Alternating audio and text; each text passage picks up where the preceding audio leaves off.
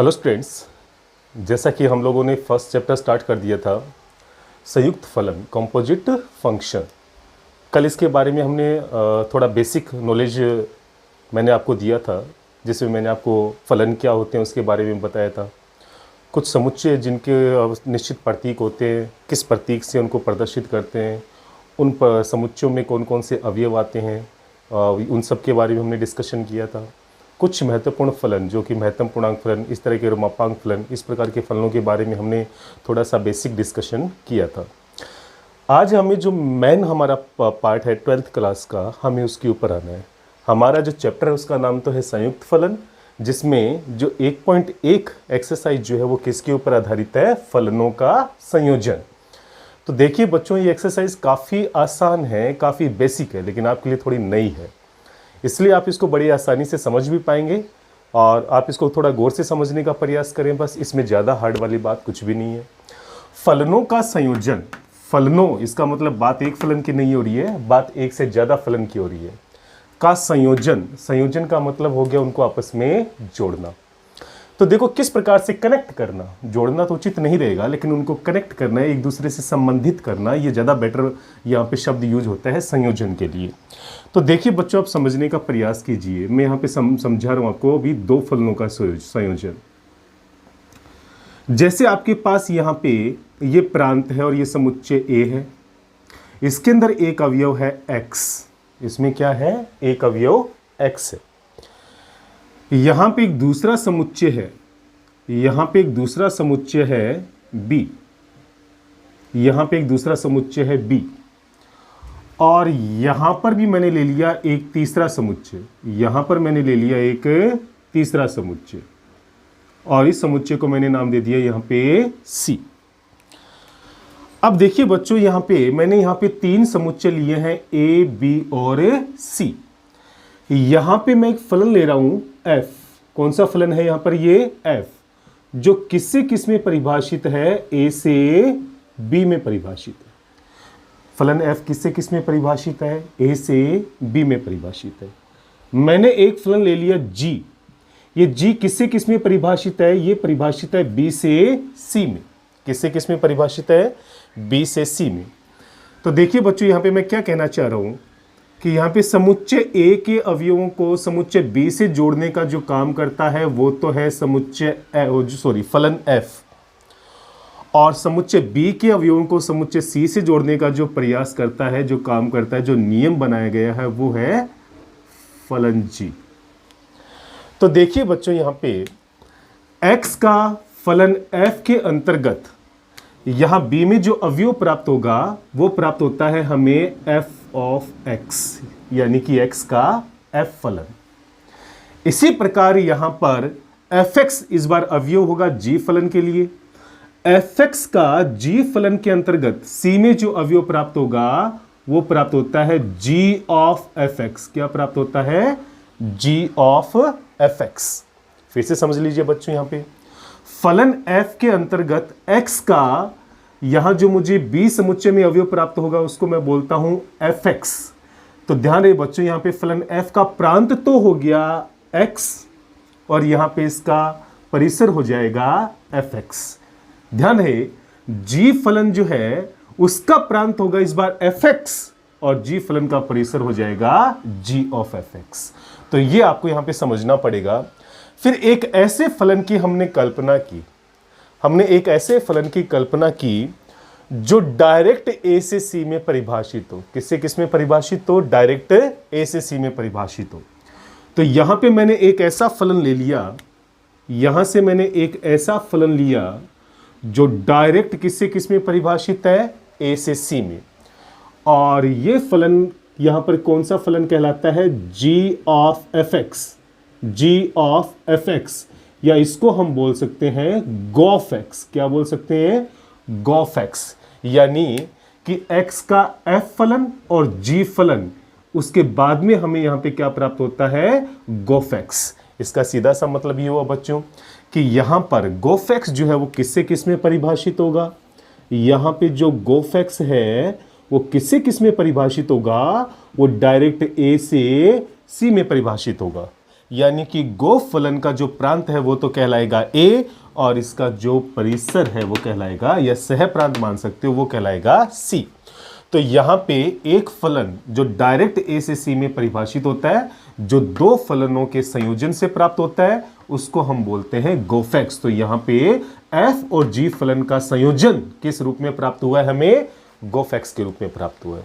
आप इसको इस प्रकार से भी समझ सकते हो बच्चों, कि जैसे अगर यहां पर कोई एक्स होता, यहां पे अगर एक्स होता और एफ फलन जो है, या पहले जी फलन यहां से निकलता और बी के अंदर अगर इसको परिभाषित करता, तो ये बनता यहां पे जी एक्स।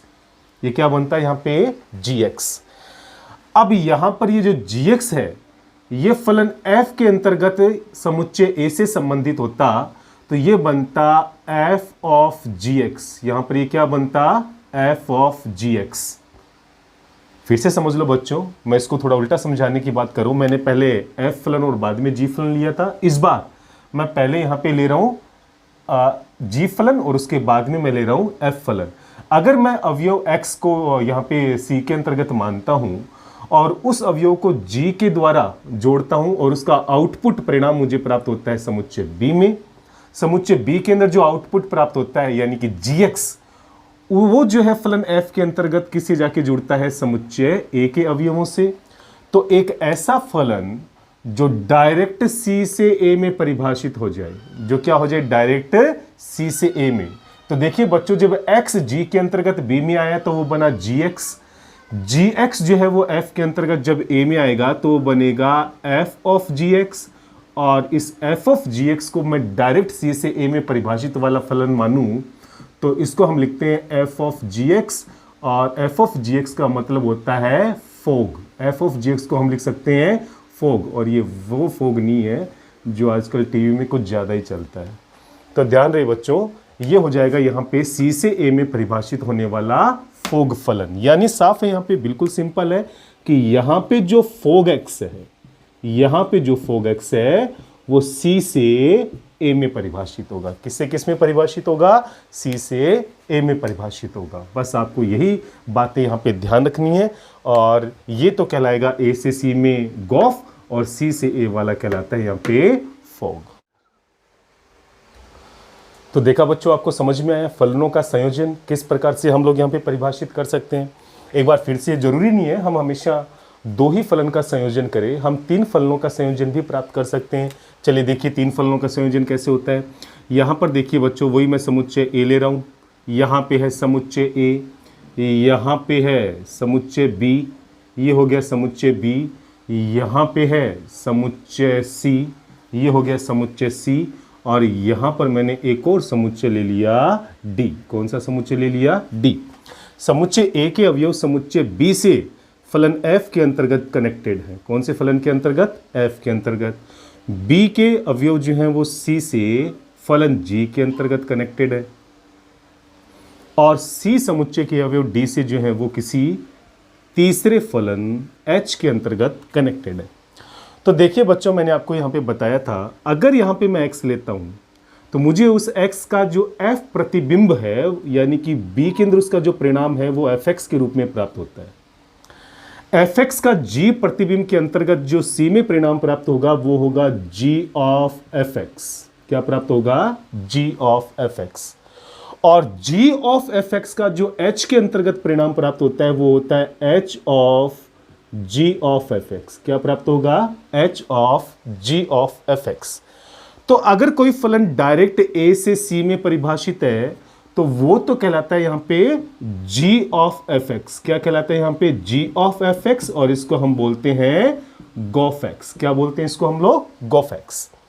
इसी प्रकार अगर कोई डायरेक्ट a से d में परिभाषित होता है, a से d में परिभाषित होता है, जो कितने फलनों को संयोजित कर रहे हैं यहाँ पे? f, g और h। ये कहलाता है तीन फलनों का संयोजन।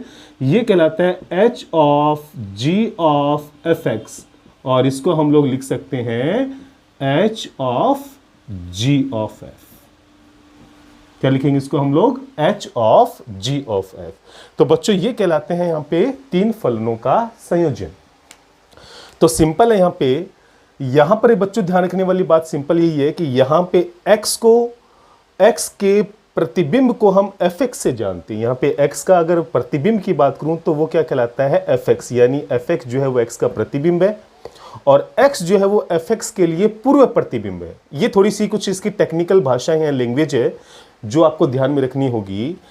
x का प्रतिबिंब है fx, fx का प्रतिबिंब है g of fx, g of fx का प्रतिबिंब है h of g of fx। अब h of g of fx का जो पूर्व प्रतिबिंब है वो है gfx, gfx का पूर्व प्रतिबिंब है fx और fx का पूर्व प्रतिबिंब है x। तो ये इसकी थोड़ी लैंग्वेज है जो आपको टेक्निकल लैंग्वेज मैथ्स के अंदर इस तरह के चैप्टर्स में ध्यान में रखनी होती है। तो यहाँ पे ये कहलाते हैं दो फलनों के या दो से ज्यादा फलनों का संयोजन। इस प्रकार से इन संयोजन की मदद से हम लोग यहाँ पे 2 या 3 फलनों को संयोजित कर सकते हैं, विभिन्न प्रकार की क्रियाएं संपन्न कर सकते हैं, विभिन्न प्रकार के क्वेश्चंस को हम लोग सोल्व कर सकते हैं।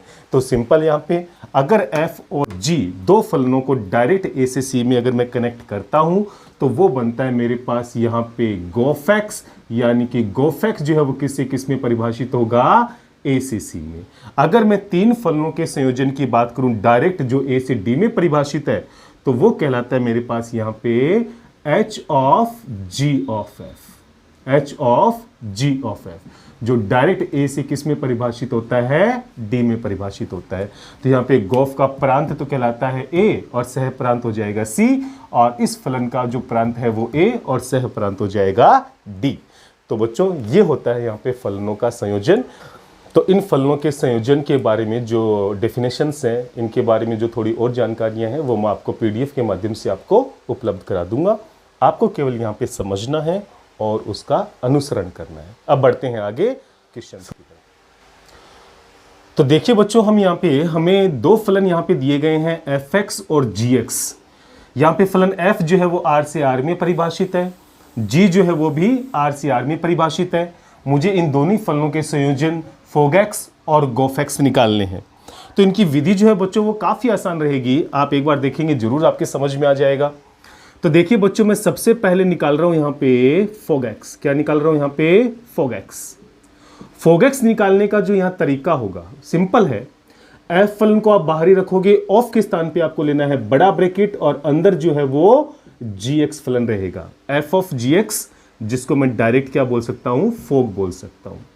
उसके बाद में सिंपल आपको एफ फलन को बाहर ही रखना है, gx जो आपको क्वेश्चन में दिया हुआ है वो आपको यहां पे पुट करना है, और वो यहां पे दिया हुआ है x स्क्वायर प्लस में 5। क्या दिया हुआ यहां पे, x स्क्वायर प्लस में 5। अब देखिए बच्चों, मुझे यहां पे x स्क्वायर प्लस 5 का f फलन निकालना है। क्या निकालना है मुझे, x स्क्वायर प्लस 5 का f फलन। जब x का मैंने f फलन निकाला था तो मेरे को आया था, यहां पे परिभाषित हुआ था वो 2x प्लस 3 से। x का f फलन किस तरह से परिभाषित हुआ था, 2x प्लस 3 से। आपको सिंपल क्या करना है, इस x को x स्क्वायर प्लस 5 से यहाँ पे रिप्लेस करना है, तभी तो आपको f of x square plus 5 यहाँ प्राप्त होगा। तो ये परिवर्तन आपको यहां पर भी देखने को मिलेगा, अर्थात यहां पर भी x किससे प्रतिस्थापित हो जाएगा, x स्क्वायर प्लस 5 से। तो देखिए x स्क्वायर प्लस 5 का जो f फलन है वो क्या आएगा, 2 तो बाहर रहेगा ही रहेगा, और सिंपल x के स्थान पे यहां पर आ जाएगा x स्क्वायर प्लस 5 और बाहर दिया हुआ प्लस का 3। तो यहां पे दो फलनों का संयोजन फोगेक्स जो है वो कैसे प्राप्त होगा, अंदर 2 से गुणा करो, 2x स्क्वायर प्लस का 10 और प्लस का 3। तो यहां पर इन दोनों ही फलनों का संयोजन फोगेक्स हो जाएगा 2x स्क्वायर और प्लस में 30। क्या प्राप्त हो जाएगा, 2x स्क्वायर और प्लस में 30। आगे देखिए बच्चों, अब मुझे यहां पे निकालना है गोफेक्स। क्या निकालना है यहां पे, गोफेक्स। तो गोफेक्स का तरीका भी बिल्कुल वही रहेगा, g फलन बाहर रहेगा, ऑफ के स्थान पे बड़ा ब्रैकेट, और यहां पर देखिए आएगा अंदर fx। उसके बाद में g फलन तो रहेगा बाहर, और fx की जो वैल्यू है वो 2x प्लस 3, वो आपको डायरेक्ट यहां पे रखनी है। तो fx की वैल्यू मैंने यहां पे क्या रख दी, 2x प्लस 3। अब मुझे 2x प्लस 3 का g फलन निकालना है। तो सिंपल, जब मैंने x का g फलन निकाला था तो वो x स्क्वायर प्लस 5 से परिभाषित हुआ था। तो अब अगर मैं 2x प्लस 3 का g फलन निकालूंगा तो सिंपल इस x को 2x प्लस 3 से रिप्लेस करेंगे, जिसका प्रभाव यहां इस x के स्थान पे भी देखने को मिलेगा। तो सिंपल आपको इस x को 2x प्लस 3 से आपको रिप्लेस करना है, इसके ऊपर लग जाएगी स्क्वायर, क्योंकि यहां पर भी स्क्वायर दी हुई है, और प्लस में यहाँ पर आएगा 5। जैसे मैं इसकी होल स्क्वायर खोलता हूँ तो मुझे गोफैक्स बड़ी आसानी से प्राप्त होगा। ये बन जाएगा 4x², ये हो जाएगा यहाँ पे 12x प्लस का 9 और प्लस का 5, तो यहाँ पे गोफैक्स यहाँ पे प्राप्त होगा 4x² प्लस का 12x और 9 और 5 होते हैं 14। तो इस प्रकार से हम लोग बड़ी आसानी से यहाँ पे फोगैक्स और गोफैक्स प्राप्त कर सकते हैं। इसके अलावा भी संयोजन आ सकते हैं, फोफैक्स है, गोगैक्स है, 2 से ज़्यादा फलनों के भी संयोजन जो है वो आगामी क्वेश्चंस में आपको देखने को मिलेंगे। चलिए बच्चों, इसी प्रकार से हम लोग आगे बढ़ रहे हैं क्वेश्चन फर्स्ट के सेकंड पार्ट की तरफ, जहां पे fx बराबर x² प्लस 8 है और gx बराबर यहाँ पे 3x³ प्लस 1 है। यहाँ पर भी हमें क्या निकालना है, फोगैक्स और गोफैक्स निकालना है। बिल्कुल सेम वही प्रक्रिया रहेगी। यहाँ पे मैं निकाल रहा हूँ फोगैक्स और यहाँ पे मैं निकालने वाला हूँ गोफैक्स। यहाँ पे क्या निकालने वाले हैं हम लोग, गोफैक्स। तो देखिए बच्चों, आपने पहले क्वेश्चन में देखा था जो गोफैक्स और फोगैक्स किस प्रक्रिया से निकला था, बिल्कुल वही तरीका यहाँ पे आपको इस्तेमाल करना होगा। तो फोगैक्स किस प्रकार से निकलेगा, एफ तो रहेगा बाहर, ऑफ के स्थान पे आ जाएगा बड़ा ब्रैकेट और यहाँ पे रहेगा gx। अब देखिए बच्चों, हमें क्या करना होगा, ब्रैकेट में जो gx आया है और gx फलन जो हमें दिया हुआ है उसको उसी प्रकार से यहाँ पे रखना होगा। ये हो जाएगा 3x³ प्लस का 1।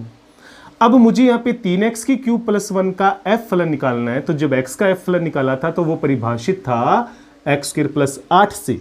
अब मुझे सिंपल इस x को प्रतिस्थापित करना है 3x³ प्लस 1 से।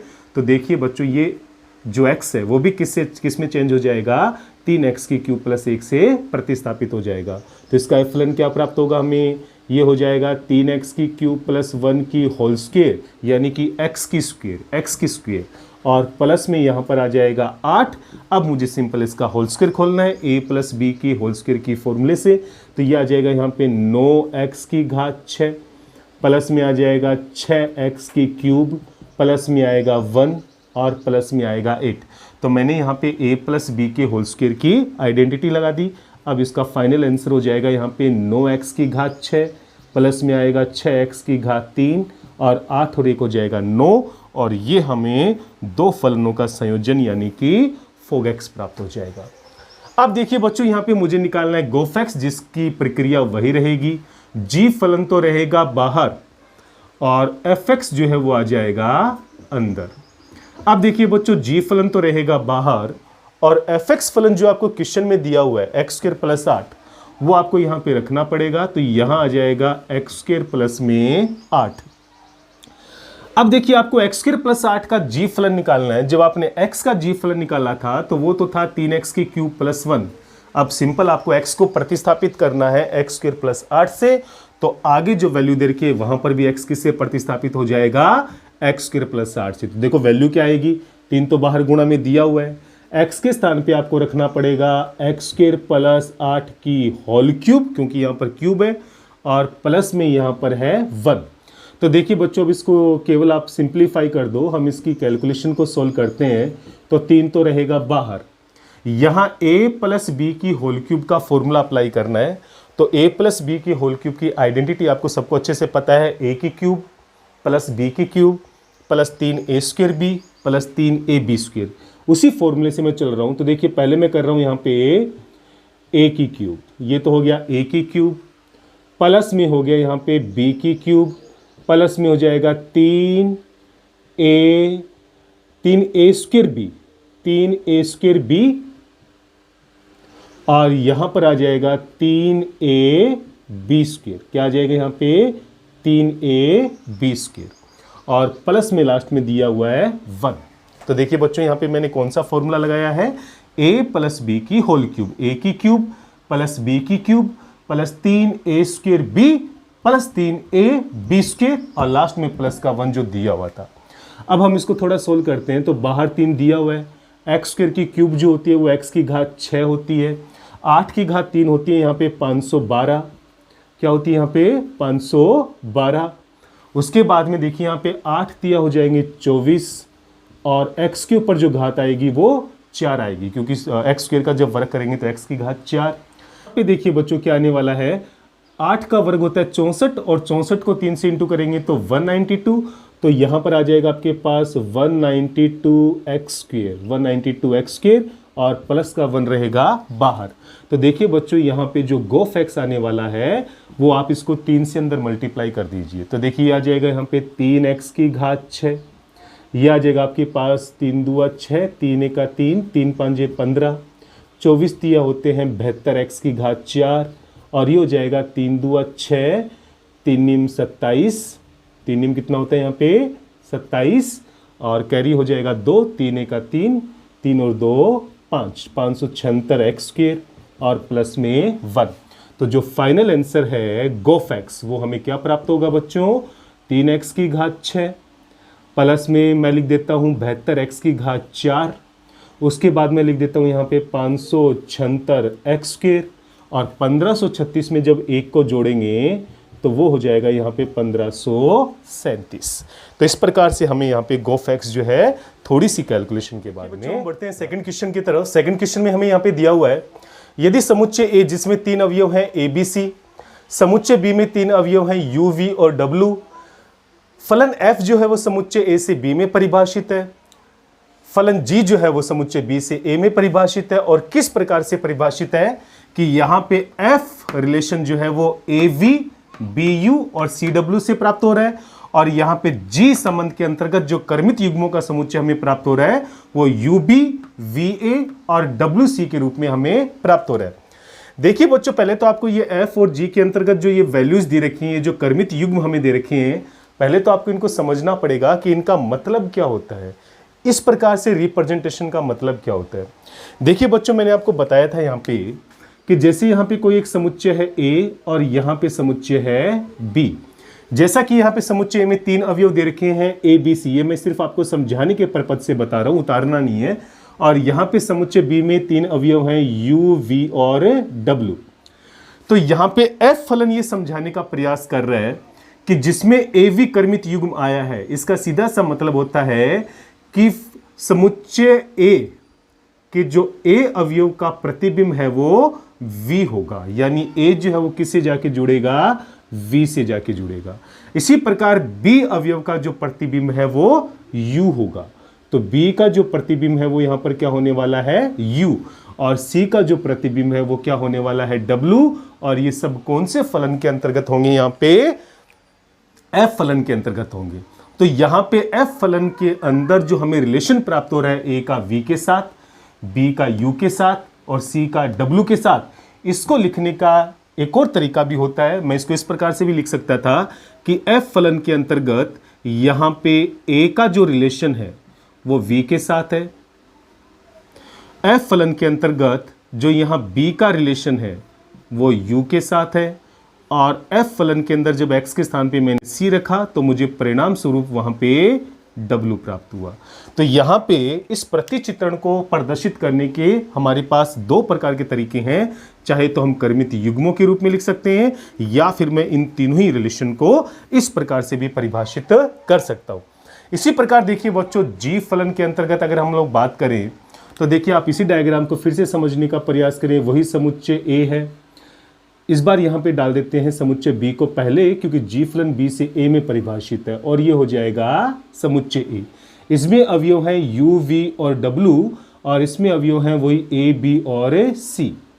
अब देखिए यहां पे U का रिलेशन B के साथ है, यानी U अवयव किससे जुड़ेगा B के साथ, V किससे जाके जुड़ेगा A के साथ, V जुड़ेगा A के साथ और W जो है वो किससे जाके जुड़ेगा C के साथ। और ये सारे के सारे किस नियम या किस फलन के माध्यम से जुड़ रहे हैं, G फलन के माध्यम से। तो इस प्रतिचित्रण को चाहे तो हम कर्मित युग्मों के रूप में ऐसे लिखें और चाहे हम इसको इस प्रकार से भी लिख सकते हैं कि G फलन में X के स्थान पे जब U रखेंगे तो परिणाम स्वरूप मुझे यहाँ पे B प्राप्त होगा।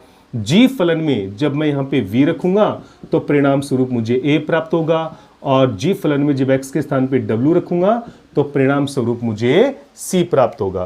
तो इस प्रकार से दिए गए कर्मित युग्मों के रिलेशन को मैंने यहाँ पे इस प्रकार से प्रदर्शित कर दिया। अब मुझे सिंपल यहाँ पे फोग और गोफ निकालना है। तो देखिए बच्चों पहले हम निकाल रहे हैं यहाँ पे फोग एक्स। फोग एक्स किस प्रकार से प्राप्त करेंगे, इसके लिए आपको पता होना चाहिए कि फोग का प्रांत क्या है।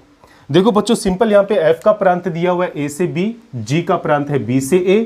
तो यहाँ पे फोग एक्स का प्रांत जब तक पता नहीं चलेगा, आप यहाँ पे एक्स की वैल्यू कहाँ से लेंगे ये डिसाइड नहीं कर पाएंगे कि वो ABC को रखेंगे या UVW को रखेंगे। तो बच्चों सिंपल है, फोग एक्स का प्रांत वही होगा जो एक्स के जस्ट पास में जो फलन आता है। कौन सा फलन है यहाँ पे? G। जो G का प्रांत है वही फोग एक्स का प्रांत है। जो G का प्रांत है वही फोग एक्स का प्रांत है, और जो F का प्रांत है वही गोफ का प्रांत है। इसी बात को ध्यान में रखते हुए यहाँ पे G का प्रांत, या यूं बोलो कि फोग का प्रांत क्या होगा यहाँ पे? जो G का प्रांत है, और G का प्रांत यहाँ पे दिया हुआ है B, और B में अवयव है UVW, यानी आपको यहाँ पे X के स्थान पे पहले U, फिर V और फिर W रखना है, और आपको यहाँ पे तीनों ही वैल्यू प्राप्त करनी है। तो फोग के आगे मैं सबसे पहले रख रहा हूँ यहाँ पे U। देखिए हम इसको कैसे सोल्व करेंगे। फोग U को सोल्व करने का तरीका बिल्कुल वही होगा, F ऑफ GU। क्या हो जाएगा यहाँ पे? F of GU। F of GU के अंदर देखेंगे आप लोग, यहाँ पे आप GU की वैल्यू देखिए क्या आ रही है। GU की वैल्यू किसके इक्वल है यहाँ पे? B के इक्वल है। किसके इक्वल है? B के इक्वल है। अब आपको FB की वैल्यू निकालनी है, तो सिंपल देखिए FB किसके इक्वल है? U के इक्वल है। तो यहां पे हमें क्या प्राप्त हो जाएगा? U प्राप्त हो जाएगा। तो फोग U की वैल्यू हमें क्या प्राप्त हो रही है? U प्राप्त हो रही है। इसी प्रकार मैं यहां पे अब की बार U के स्थान पे अगली जो वैल्यू है वो V पुट करूंगा। तो आप देखेंगे यहां पे F ऑफ GV अंदर आएगा। अब देखिए यहां पे GV की जो वैल्यू है, GV की जो वैल्यू है वो किसके इक्वल है? A के इक्वलेंट है। तो यहां पे A रखेंगे, और अब देखिए बच्चों FA की जो वैल्यू है वो किसके इक्वल है? V के इक्वल है। किसके इक्वल है? V के इक्वल है। तो फोग U से भी U प्राप्त हुआ, फोग V से V प्राप्त हुआ। इसी को आधार मान के हम देख सकते हैं कि फोग W का जो मान है वो W ही आना चाहिए। देखिए किस प्रकार से, F ऑफ GW, GW आएगा अंदर, अब F तो रहेगा बाहर, और GW की वैल्यू किसके इक्वल है यहाँ पे? C के, और FC की जो वैल्यू है वो किसके इक्वल है यहाँ पे? W के। आया बच्चों समझ में? तो इस प्रकार से हमने यहाँ पे क्या प्राप्त कर लिया? फोग एक्स की जो तीनों ही कंडीशन है वो हमने यहाँ पे प्राप्त कर ली। यानी फोग के अंतर्गत, फोग फलन के अंतर्गत U तो जुड़ेगा U से, V जुड़ेगा V से, W जुड़ेगा W से। इसका सीधा सा मतलब ये हुआ कि यहाँ पे फोग फलन जो है वो तत्समक फलन है, क्योंकि जैसा कि मैंने परिभाषा में बताया था, तत्समक फलन क्या होता है? वो फलन जो किसी समुच्चय A के अवयवों का स्वयं से ही संबंध स्थापित करता है, वही क्या कहलाता है? यहाँ पे तत्समक फलन कहलाता है। तो यहाँ पे फोग जो है वो तत्समक फलन की तरह बिहेव कर रहा है, जिससे U से U, V से V और W से W प्राप्त हो रहा है। फोग के बाद में अब हम निकालते हैं यहाँ पे गोफ एक्स। तो देखिए बच्चों इसकी प्रक्रिया भी बिल्कुल वही रहने वाली है। गोफ एक्स में आपको पहले पता होना चाहिए कि गोफ एक्स का प्रांत क्या होगा। तो एक्स के समीप यहाँ पे F फलन है, तो जो F का प्रांत है A, वही किसका प्रांत कहलाएगा? गोफ एक्स का। यानी गोफ एक्स का प्रांत हो जाएगा समुच्चय A। यानी आपको यहाँ पे x के स्थान पे क्या रखना होगा? ABC। तो देखिए मैं सबसे पहले यहाँ पे निकाल रहा हूं गोफ, और x के स्थान पे मैंने पहले ले लिया A। तो देखिए यहाँ पे निकलेगा G ऑफ FA। संयोजन निकालने का तरीका वही होगा जो हमने अभी थोड़ी देर पहले निकाला था। G ऑफ FX में जब मैं यहाँ पे FX की वैल्यू रखता हूं तो आप देखेंगे, माफ कीजिए, यहाँ पे G ऑफ FA आएगा, यहाँ पे G ऑफ FA आएगा। FA की वैल्यू जो है वो किसके इक्वल है? यहाँ पे V के इक्वल है। किसके इक्वल है? यहाँ पे V के इक्वल है। और आप देखेंगे कि GV किसके इक्वल है? यहाँ पे A के। तो यहाँ पे मुझे क्या प्राप्त हो रहा है? A प्राप्त हो जाएगा। इसी प्रकार मैं आगे निकालने वाला हूँ यहाँ पे गोफ, और A के बाद में मैं यहाँ पे रखने वाला हूँ दूसरी वैल्यू यानी कि B। तो गोफ B की वैल्यू कैसे प्राप्त करेंगे? G of FB। FB जो है वो किसके इक्विवेलेंट है? ये आपको देखना होगा। FB किसके इक्विवेलेंट है? U के। तो यहां पे अंदर ब्रैकेट में आएगा U, और GU किसके इक्विवेलेंट है? GU जो है वो किसके इक्विवेलेंट है? यहाँ पे B के। तो यहाँ पे गोफ B की वैल्यू हमें क्या प्राप्त हो जाएगी? B। तो इसमें भी बिल्कुल वैसे ही सिस्टम चल रहा है, गोफ A से A, गोफ B से B। तो संभवतः यहाँ पे गोफ C से हमें C ही प्राप्त होना चाहिए। तो देखिए G ऑफ FC, बाहर G रहेगा, FC की जो वैल्यू आपको दी गई है वो है W। क्या दी हुई यहाँ पे? W, और GW जो है वो किसके इक्विवेलेंट है? C के इक्विवेलेंट है। तो देखिए बच्चों आपको यहाँ से गोफ A से A, गोफ B से B, गोफ C से C प्राप्त हो गया। यानी कि गोफ फलन के अंतर्गत प्रांत ABC के तीनों ही अवयवों के प्रतिबिंब ABC पुनः प्राप्त हो जाते हैं। इस वजह से यहाँ पे गोफ जो है वो भी कौन से फलन की तरह बिहेव कर रहा है? तत्समक फलन की तरह बिहेव कर रहा है। तो देखा बच्चों, आज हमने फॉग, गॉफ, इनके संयोजन के बारे में पढ़ा है। किस प्रकार से फॉग और गॉफ के क्वेश्चंस आएंगे, हम उनको किस प्रकार से सोल्व करेंगे, किस विधि और किस मैकेनिज्म से होते हुए हम लोग गॉफ, फॉग और आगे और प्रकार के संयोजन भी प्राप्त करेंगे, ये शायद आपको आज समझ में आया होगा। इसके ऊपर आप अच्छे से अभ्यास कीजिए। आज हम इतना ही करने वाले हैं, अच्छे से समझिए इसको और प्रत्येक क्वेश्चन को बार बार निकालने का प्रयास कीजिए, ताकि आगे आने वाले क्वेश्चंस के ऊपर आपको किसी भी प्रकार की दुविधा का सामना ना करना पड़े। आप अपने आप को कॉन्फिडेंट फील करो और इसी मेहनत के साथ आप लगे रहिए। जय हिंद, जय भारत।